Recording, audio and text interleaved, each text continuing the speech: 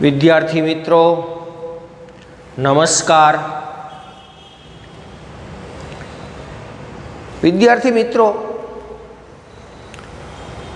अगाउनी चर्चा में आपणे अर्धसमवृत कही शकाय एवा अनुष्टुप छंदनी चर्चा करी।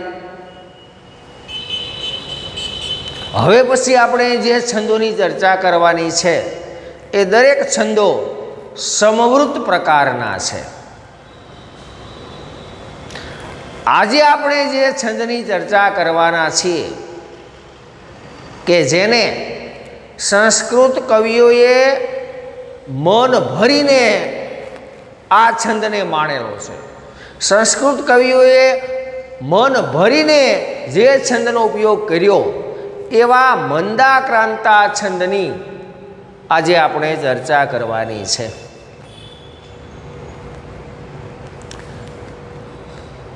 कालिदासे तो आखू पोतानुं मेघदूत नामनुं काव्य उर्मी काव्य आ मंदाक्रांता छंदमां ज रचेलुं छे।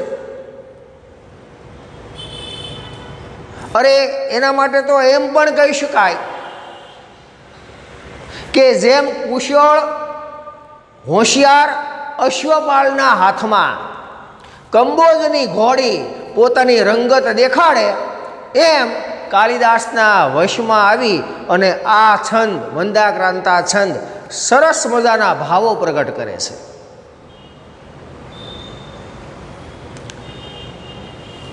मंदाक्रांता मंद आक्रांत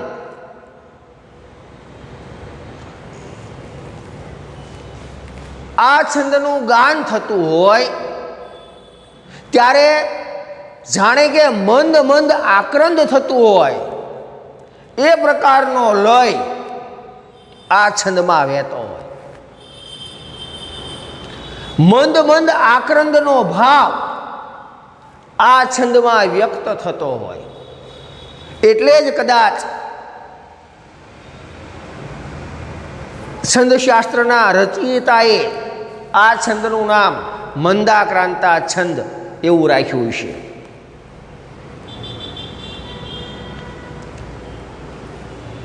मित्रों, खास करीने वर्षा ऋतु प्रवास के दुखनुं वर्णन करवानुं होय त्यारे आ छंद सारो लागे छे।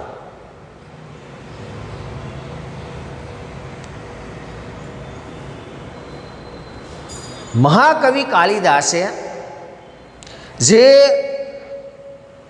मेघदूत नामना उर्मी काव्यनी रचना करी ए कालिदासनु मेघदूत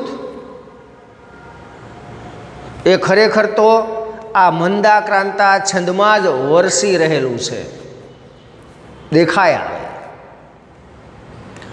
मेघदूत आखुं काव्य मंदाक्रांता छंदमां रचायेलुं।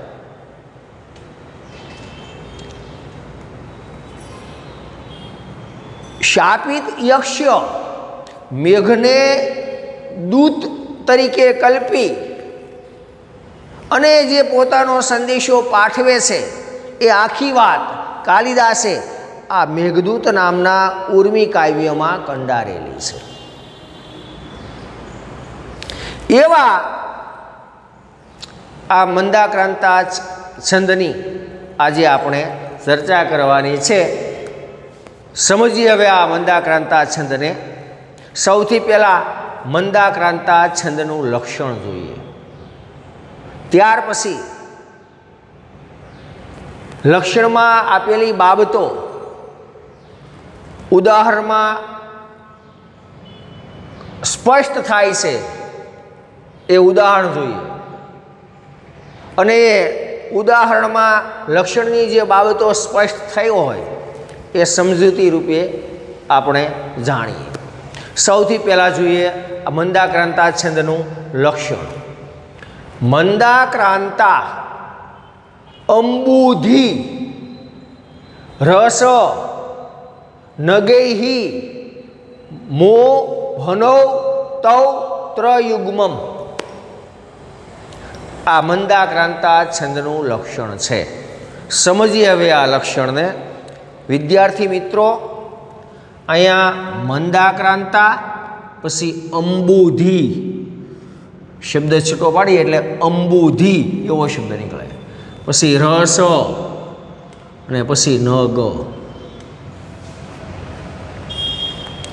આ જે ત્રણ શબ્દો છે અંબુધી,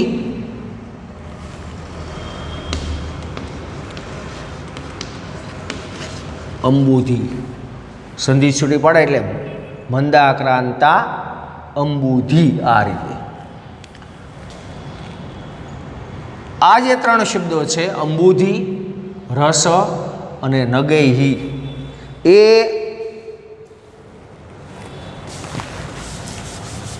યતિસ્થાન દર્શાવે છે.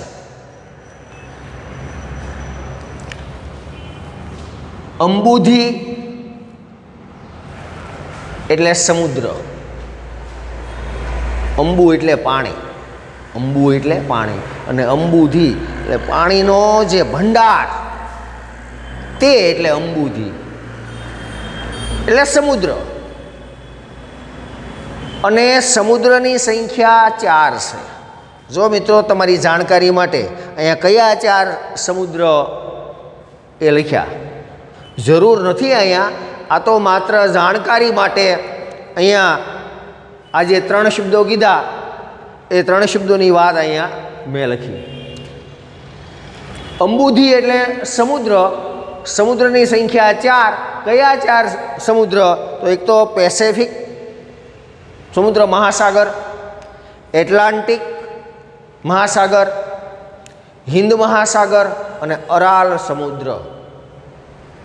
આ 4 સમુદ્ર, 4 મહાસાગર. એટલે અંબુધી એટલે સમુદ્ર અને સમુદ્રની સંખ્યા 4.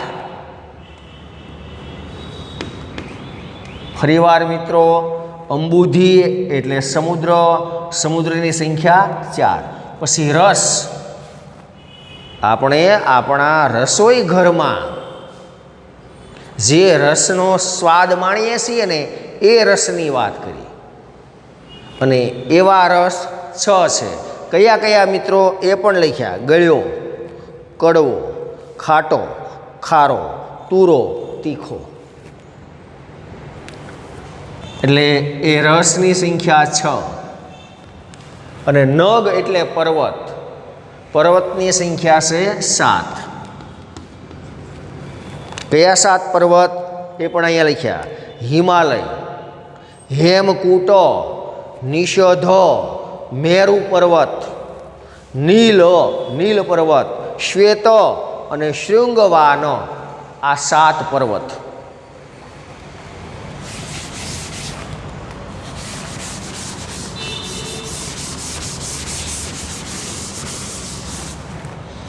એટલે પર્વતની સંખ્યા 7. એનો અર્થ એ થયો કે આ મંદાક્રાંતા છંદમાં 4થા અક્ષરે, 6ઠ્ઠા અક્ષરે અને 7મા અક્ષરે યતિ આવે. યતિ કોને કહેવાય મિત્રો? હવે તમે જાણો જ છો. આ બધી બાબતોની ચર્ચા તો આપણે અગાઉ કરી ગયા છીએ. જ્યાં શ્લોકનું ગાન કરતી વખતે કે શ્લોકનું પઠન કરતી વખતે જ્યાં થોડી વાર માટે અટકવું પડે, વિરામ લેવો પડે, તેને યતિ સ્થાન કહેવાય. આ મંદાક્રાંતા છંદનું જ્યારે ગાન કરવામાં આવે, શ્લોક મંદાક્રાંતા છંદમાં કે કાવ્ય મંદાક્રાંતા છંદમાં રચાયેલું હોય અને એનું ગાન કરવામાં આવે ત્યારે 4થા અક્ષરે અટકવું પડે, 6ઠ્ઠા અક્ષરે અટકવું પડે અને 7મા અક્ષરે એટલે છેલ્લે ચરણના અંતે અટકવું પડે. તો અહીંયા મંદાક્રાંતા છંદના આ લક્ષણમાં અંબુધી, રસ અને નગ એ યતિસ્થાન દર્શાવે છે. અંબુધી એટલે સમુદ્ર 4 એટલે 4થા અક્ષરે યતિ. રસ રસોડામાં જેનો આપણે સ્વાદ માણીએ રસોઈ ઘરમાં તે એ 6 એટલે 6ઠ્ઠા અક્ષરે યતિ. ત્યાર પછી નગ એટલે પર્વત 7 છે એટલે પછી 7મા અક્ષર પછી યતિ. હવે આના ઉપરથી ચરણમાં અક્ષરોની સંખ્યા કેટલી એ પણ ખ્યાલ મળી જાય. 4 + 6 + 7, 4 ને 6 10, અને 7 17 એટલે 17 અક્ષરો આવે દરેક ચરણમાં. અને ગણ હવે પછી ગણ આપ્યા કે મંદાક્રાંતા છંદમાં મો એટલે મ ગણ, મો એટલે મ ગણ, ભ ગણ, ન ગણ, તવ યુગ્મમ, યુગ્મ એટલે જોડકું 2 અને ત ગણ 2, 2 ત્રગણો તગણ હોય. અને ત્યાર પછી છેલ્લા 2 અક્ષરો ગુરુ હોય, તેને મંદાક્રાંતા છંદ કહેવાય. તો હવે આપણે અહીંયા જે મંદાક્રાંતા છંદનું ઉદાહરણ આપ્યું એ ઉદાહરણમાં લક્ષણની આ બાબતો સ્પષ્ટ થાય છે કે કેમ, ઉદાહરણના આધારે આપણે જોઈએ.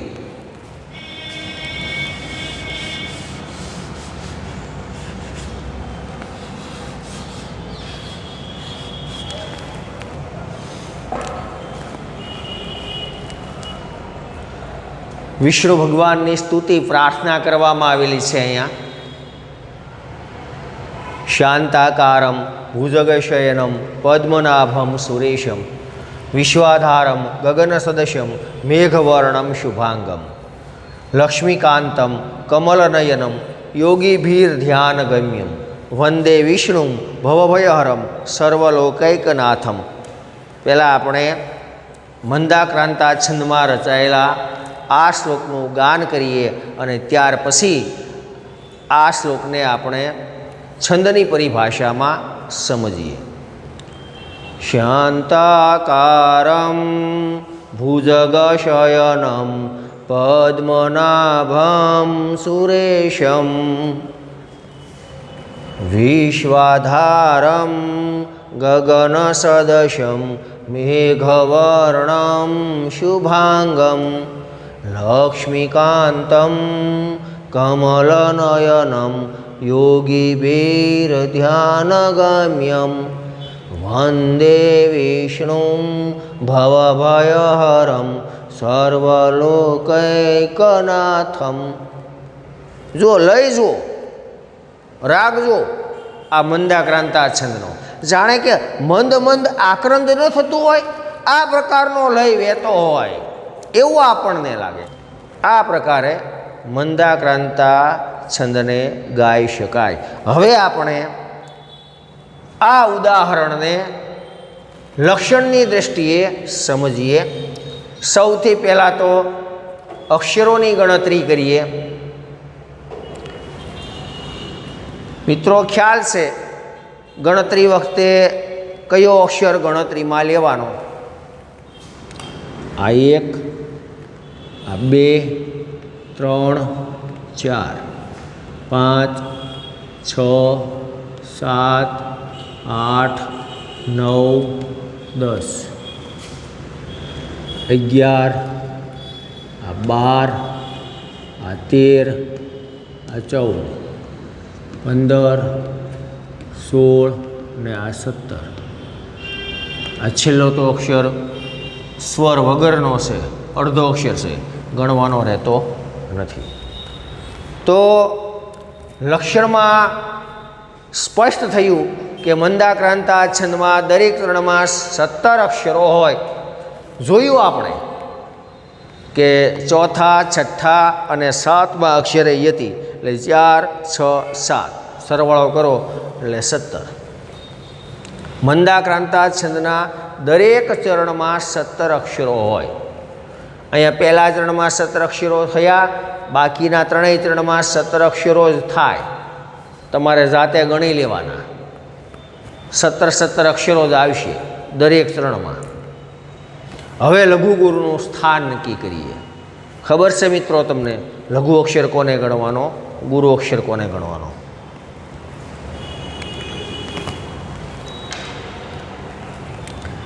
શાહ આ સ્વર છે, ઉપર અનુસ્વાર પણ છે અને આ સ્વર પણ છે, અને આ એ દીર્ઘ સ્વર છે એટલે ગુરુ. તા આ સ્વર છે, દીર્ઘ સ્વર છે એટલે ગુરુ. કા એમાં પણ આ સ્વર છે, દીર્ઘ સ્વર છે એટલે ગુરુ. રમ ર છે, અસ્વર છે એટલે લઘુ, પણ ઉપર અનુસ્વાર છે એટલે અનુસ્વારના કારણે ગુરુ. જે અક્ષર ઉપર અનુસ્વાર હોય એ અનુસ્વારવાળો અક્ષર લઘુ હોવા છતાં ગુરુ બને, એની સ્પષ્ટતા આપણે અગાઉ કરી ગયા. એટલે ઉપર અનુસ્વારના કારણે ગુરુ. ભૂ એમાં હસ્વ ઉ છે એટલે લઘુ, જ અ છે એટલે લઘુ, ગ અ છે એટલે લઘુ, શ અ છે એટલે લઘુ, ય અ છે એટલે લઘુ, ન આમાં અ છે પણ ઉપર અનુસ્વાર છે એટલે ગુરુ, પ અ છે પણ આ સંયુક્તાક્ષર છે, પદ્મ. જો લખીએ આપણે આ રીતે પણ બોલીએ ને એટલે આ રીતે બોલાય, પદ્મ.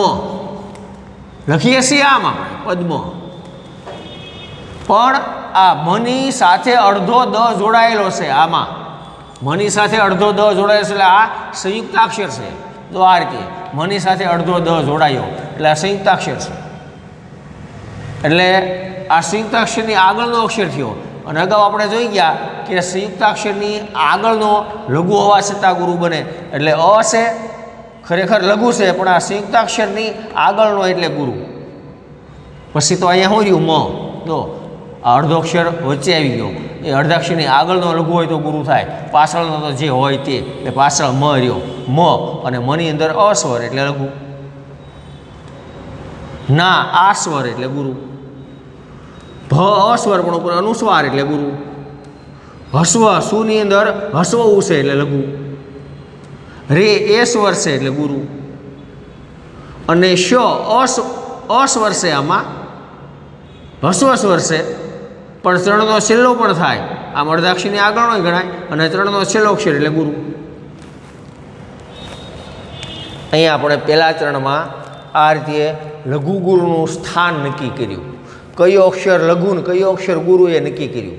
કઈ રીતે કરવાનું એની સ્પષ્ટતા તો આપણે છંદ બંધારણની સમજ ભાગ 1 અને છંદ બંધારણની સમજ ભાગ 2માં જોઈ ગયા. નિરાતે ધ્યાન દઈ અને એ છંદ બંધારણની સમજના 2 ભાગ સાંભળવા, સમજવા. એટલે આ બંધારણ નક્કી કરવામાં તમને કાંઈ મુશ્કેલી નહીં પડે, કાંઈ ગોખવું નહીં પડે. જાતે જ તમે એ છંદ બંધારણ નક્કી કરી શકશો. કારણ કે મિત્રો આમાંય આ જે સંસ્કૃત વિષય છે એ ખરેખર તો ગોખવાનો વિષય છે જ નહીં, સમજવાનો વિષય જ છે. સમજીને આગળ વધીએ તો સમજેલી બાબતો ક્યારેય આપણે ભૂલીએ નહીં.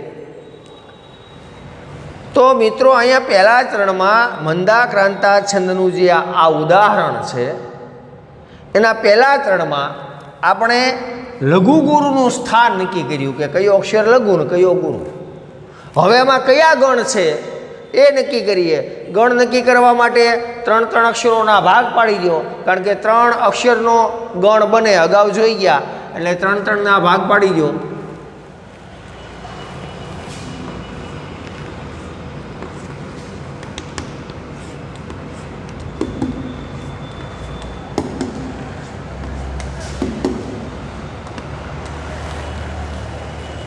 એક, 2, 3, 4 ને 5 ગણ આવે.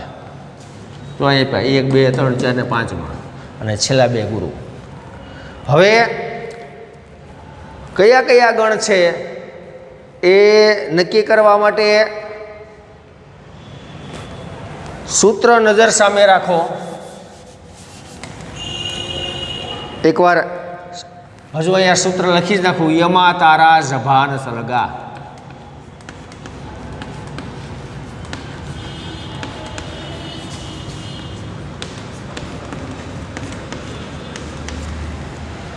એમાં ય અ છે એટલે લઘુ, મા આ છે એટલે ગુરુ, તા આ છે એટલે ગુરુ, રા આ છે એટલે ગુરુ, જ અ છે એટલે લઘુ, ભા આ છે એટલે ગુરુ, ન અ છે એટલે લઘુ, સ અ છે એટલે લઘુ, લ અ છે એટલે લઘુ અને ગા આ છે એટલે ગુરુ.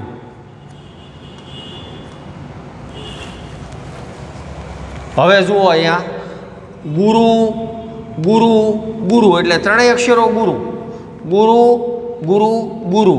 જો અહીંયા ક્યાં આવે ગુરુ ગુરુ ગુરુ ત્રણેય અક્ષરો ગુરુ અહીંયા આવે ગુરુ ગુરુ ગુરુ. મા તારા મા તારા ગુરુ ગુરુ ગુરુ. એમાં પહેલો અક્ષર મા અને મા માટેનો ગણ મ એટલે અહીંયા છે મ ગણ.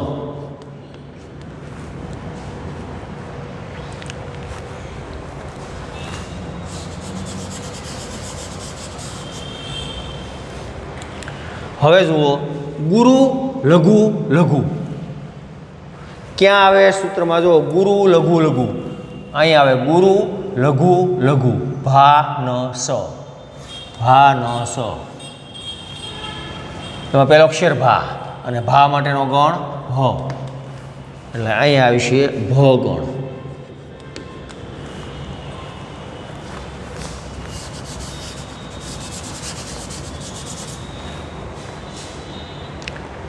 હવે જુઓ લઘુ લઘુ લઘુ એટલે ત્રણેય અક્ષરો લઘુ ક્યાં આવે? અહીંયા ત્રણેય લઘુ અહીંયા આવે લઘુ લઘુ લઘુ ન સ લ. એમાં પહેલો અક્ષર ન અને ન માટેનો ગણ ન એટલે અહીંયા આવશે ન ગણ.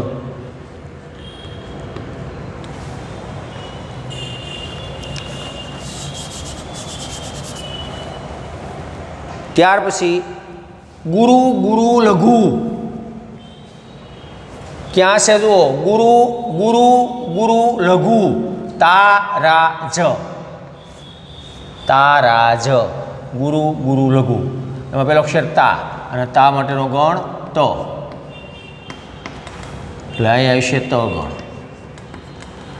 અહીંયા જેમ ગુરુ ગુરુને લઘુ છે એમ અહીંયા પણ ગુરુ ગુરુને લઘુ આના જેમ જ તારા જ એટલે અહીંયા પણ ત ગણ. અને છેલ્લા બે અક્ષરો વધ્યા ત્રણ અક્ષરનો જ ગણ બને મિત્રો. જોઈ ગયા આપણે અગાઉ એક કે બે અક્ષર વધે તો એનો ગણ હોય નહીં, ત્રણ અક્ષરનો જ એક ગણ બને. એટલે બે અક્ષરો બાકી રહ્યા, 5 ગણ થયા અને 5 × 15 અક્ષરો, બાકીના બે અક્ષરો વધ્યા, 17 અક્ષરનું જ ગણ હોય એમાં. એ છેલ્લા બંને ગુરુ હોય. તો મિત્રો અહીંયા આ જે વંદાક્રાંતોનું ઉદાહરણ છે એમાં માત્ર પહેલા ચરણમાં આપણે દરેક ચરણમાં અક્ષર સંખ્યા કેટલી હોય એ જોયું. ત્યાર પછી ઉપર લઘુગુરુનું સ્થાન નક્કી કર્યું અને લઘુગુરુનું સ્થાન નક્કી કરીને કયા કયા ગણ છે એ દર્શાવ્યું, નક્કી કર્યું. બાકીના જે 3 ચરણ છે એમાં આ જ પ્રમાણે લઘુગુરુ આવે. આ જ પ્રમાણે લઘુગુરુ એટલે ગણ બંધારણ પણ આ જ પ્રમાણે થાય. જાતે તમારે અહીંયા આપણે પહેલા ચરણમાં જે રીતે નીચે અક્ષરોનો ક્રમ આપ્યો અને ઉપર લઘુગુરુનું સ્થાન દર્શાવી અને ઉપર ગણ દર્શાવ્યા, એમ ત્રણેય ચરણમાં તમારે જાતે અક્ષરો ગણવાના, લઘુગુરુનું સ્થાન દર્શાવી અને ગણ આ પ્રમાણે આવે છે કે કેમ જોવાનું. આવે જ ન આવે તો ક્યાંક તમારી ભૂલ હોય, હસ્વ દીર્ઘની ભૂલ થઈ હોય. આ મિત્રો ખાસ ધ્યાનમાં રાખવાનો. તમે ઉદાહરણ લખો ત્યારે હસ્વની જગ્યાએ દીર્ઘ ને દીર્ઘની જગ્યાએ હસ્વ ન લખાઈ જાય, નહીંતર ખોટું ગણ બંધારણ આવે. માની લો કે અહીંયા ભુજ ગઈ છે ભૂ હસ્વ જ આવે, પણ પછી લખો દીર્ઘ તો લઘુના બદલે ત્યાં દીર્ઘ થઈ જાય. આ બાબતનું એક ધ્યાન રાખવાનું. હસ્વની જગ્યાએ દીર્ઘ ન થાય, દીર્ઘની જગ્યાએ હસ્વ ન થાય, આની થોડી કાળજી રાખજો. એવું લાગે તો લખીને મહાવરો કરવાનો. તો જે પ્રમાણે લક્ષણ આપેલું છે, લક્ષણમાં જે પ્રમાણે વાત કરવામાં આવેલી છે, મંદાક્રાંતા છંદનું જે આ લક્ષણ છે એ જે પ્રમાણેનું લક્ષણ છે એ પ્રમાણે અહીંયા ઉદાહરણમાં આ લક્ષણ યથાયોગ્ય રીતે સુસંગત બને છે. લક્ષણની બધી જ બાબતો અહીં આવી જાય છે એટલે નક્કી થાય કે આ મંદાક્રાંતા છંદનું ઉદાહરણ છે. હવે અહીંયા મંદાક્રાંતા છંદનું ઉદાહરણ આપણે જોયું. ઉદાહરણમાં એ લક્ષણ આપણે સ્પષ્ટ કર્યું. અહીંયા આપેલું લક્ષણ, પણ આ લક્ષણ કદાચ સમજવામાં આપણને થોડું અઘરું લાગે તો અહીંયા આ ઉદાહરણ જો પરીક્ષાની અંદર પ્રશ્ન એવો પૂછાય કે કોઈ પણ છંદ, માની લો કે મંદાક્રાંતા છંદ પૂછાયો કે મંદાક્રાંતા છંદ ઉદાહરણ સાથે સમજાવો, તો પહેલાં ઉદાહરણ લખીએ મંદાક્રાંતા છંદનું જે હોય તે. આ જ લખવું એવું જરૂરી નથી. મંદાક્રાંતા છંદમાં જ રચાયેલો કોઈ પણ શ્લોક તમે લ્યો, મેઘદૂતનો કોઈ પણ શ્લોક લ્યો ચાલે. મને તો આ શ્લોક લગભગ મોટાભાગનાને આવડતો હોય એવું માની અને ઉદાહરણ તરીકે મેં આ શ્લોક લીધો. તો ઉદાહરણ લખીએ. ઉદાહરણ લખ્યા પછી નીચે દરેક ત્રણમાં, કારણ કે બધા જ હવે પછીના સમવૃત્ત છંદો છે એટલે દરેકમાં ચારેય ત્રણોનું ગણમાપ સરખું જ હોય. એટલે ચારેય ત્રણમાં આ રીતે નીચે અક્ષરો દર્શાવવાની જરૂર નહીં, લઘુગુરુનું સ્થાન દર્શાવવાની જરૂર નહીં. અહીંયા પહેલાં ત્રણમાં જે રીતે અક્ષરો હોય, જે રીતે લઘુગુરુનું સ્થાન હોય એ જ રીતે બાકીના ત્રણેય અક્ષરોમાં આવે.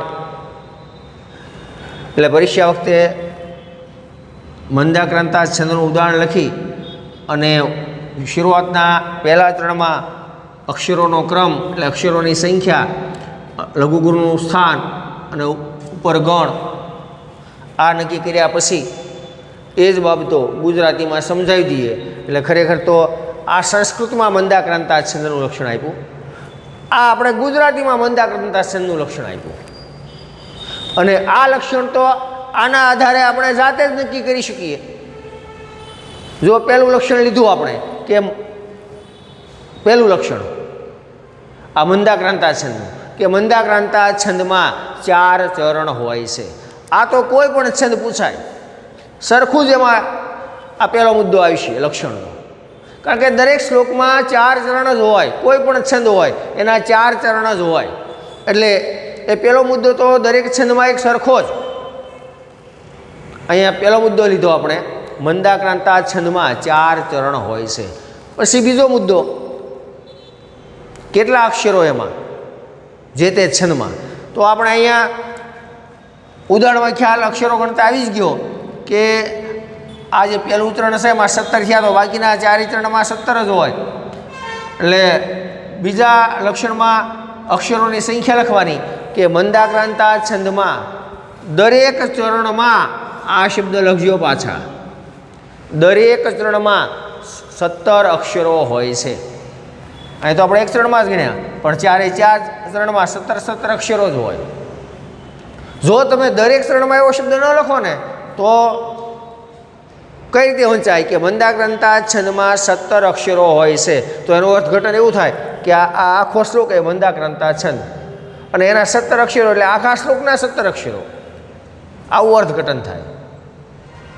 આ યોગ્ય નહીં, આવું ન બને. એટલે ભૂલ્યા વગર લખી જ નાખવાનું કે મંદાક્રાંતા છંદમાં દરેક ચરણમાં 17 અક્ષરો હોય છે.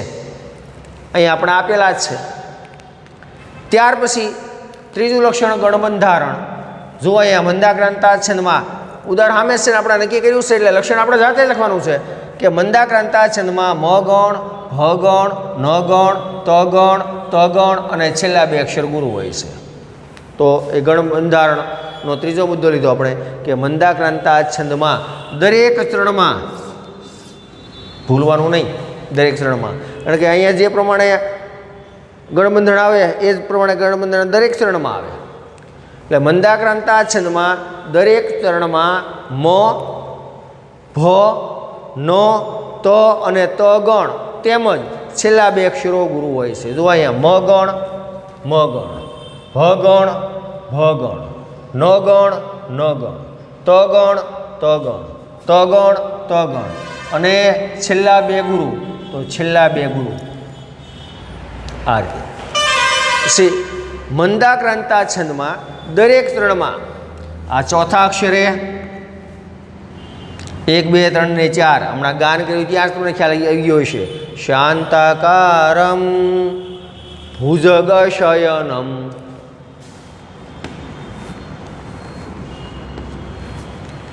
પદ્મનાભમ સુરેશમ આ રીતે બોલાય.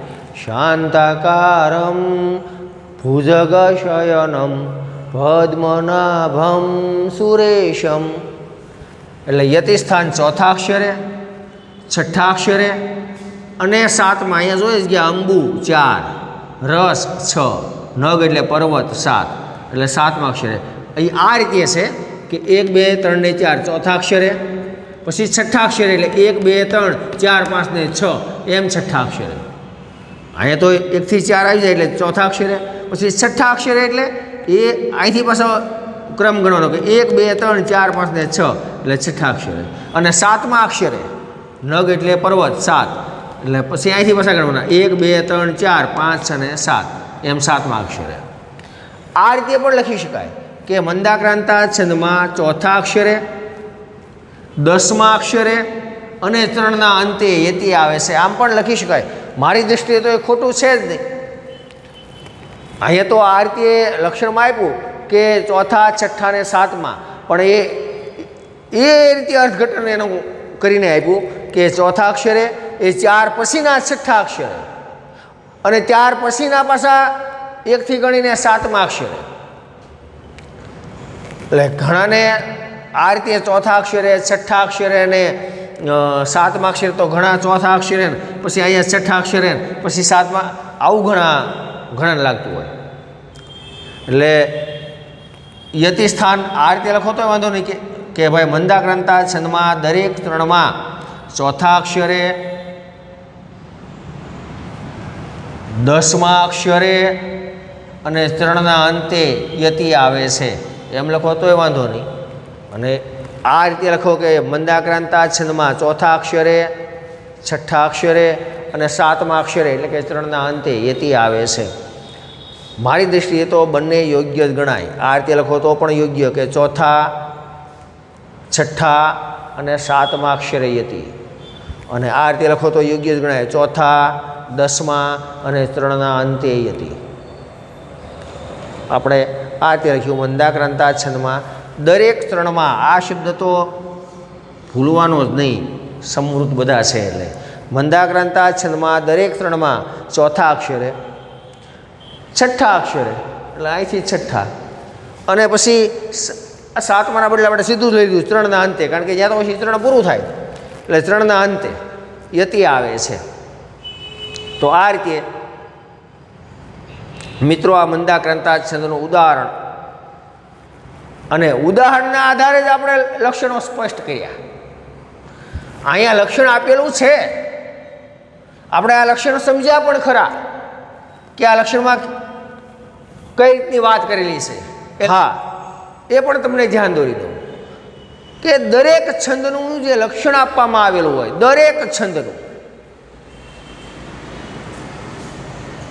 તો લક્ષણમાં જે વાત કરવામાં આવી હોય એ વાત એ લક્ષણમાં લાગુ પડતી જ હોય. દરેક છંદમાં 17 અક્ષર, તો જો લક્ષણ જે આપ્યું એમાં 17 અક્ષર જ થશે. 1 2 3 4 5 6 7 8 9 10 11 12 13 14 15 16 અને 17. છેલ્લો તો અડધો છે, ગણવાનો નહીં, પૂર્ણ અક્ષર જ ગણવાના. ફરી એકવાર 1 2 3 4 5 6 7 8 9 10 11 12 13 14 15 16 અને 17. 17 અક્ષરો જેમ અહીંયાથી એમ લક્ષણમાં 17 જ છે. લઘુગુરુ આ જ પ્રમાણે આવશે. જોઈ લઈએ. અડધા અક્ષરની આગળનો અસ સ્વર છે, મની અંદર અસ્વર છે એટલે લઘુ ગણાય, પણ અડધા અક્ષરની આગળનો એટલે ગુરુ. દા આ છે એટલે ગુરુ. ક્રા આ છે એટલે ગુરુ. તા આ છે એટલે ગુરુ. બુ હસ્વ ઉ છે એટલે લઘુ. ધી હસ્વ ઈ છે એટલે લઘુ. ર અ છે એટલે લઘુ. સ અ છે એટલે લઘુ. ન અ છે એટલે લઘુ. ગઈ અઈ છે એટલે ગુરુ. મો ઓ છે એટલે ગુરુ. ભ અ છે એટલે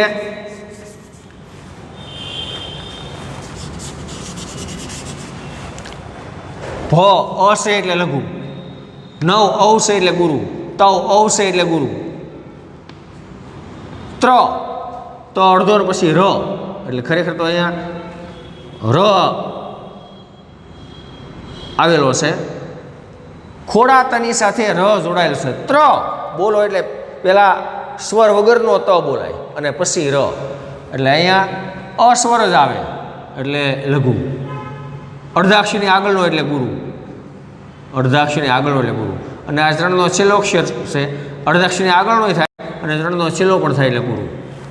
જુઓ, ગુરુ ગુરુ ગુરુ, અહીંયા પણ ગુરુ ગુરુ ગુરુ, પછી ગુરુ લઘુ લઘુ, ગુરુ લઘુ લઘુ, લઘુ લઘુ લઘુ, લઘુ લઘુ લઘુ, ગુરુ ગુરુ લઘુ, ગુરુ ગુરુ લઘુ, ગુરુ ગુરુ લઘુ, ગુરુ ગુરુ લઘુ, અને છેલ્લા બે ગુરુ. તો મિત્રો, કોઈ પણ છંદ હોય, દરેક છંદનું જે લક્ષણ આપ્યું હોય એ લક્ષણમાં જ જે તે છંદનું બંધારણ આવી જતું હોય છે. ફરીવાર મિત્રો, છંદ ઉદાહરણ સાથે સમજાવવાનો પ્રશ્ન પૂછાય અને આ લક્ષણ લખવું તમને અઘરું લાગે કે લક્ષણ યાદ ન આવે, તો ઉદાહરણ રૂપે જે તે છંદનો શ્લોક યાદ રાખો. એમાં પહેલા ચરણમાં જ નીચે અક્ષરોનો ક્રમ નક્કી કરો, ઉપર લઘુગુરુનું સ્થાન નક્કી કરી અને ગણબંધારણ દર્શાવ્યો, અને પછી એના જ આધારે ગુજરાતીમાં લક્ષણના મુદ્દા લખી નાખો. એટલે ઉદાહરણ આ સમજૂતી. અહીંયા આપણે આ મંદાક્રાંતા છંદ ઉદાહરણ સાથે સમજાવેલો છે. આ રીતે જે તે છંદ ઉદાહરણ સાથે સમજાવવાનો હોય.